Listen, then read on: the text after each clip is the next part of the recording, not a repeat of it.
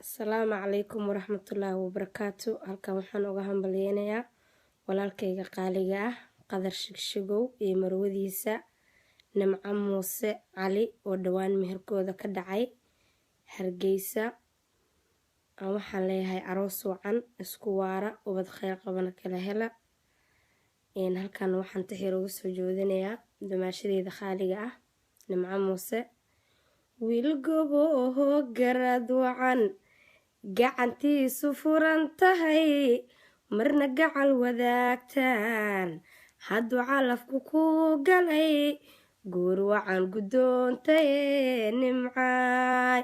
Gurigiina guur khayr, guurkiina gurinagi guulow ka yeel, guulow ka yeel. Farxad ku waara, isku waara, ubad khayr qaba kala hela.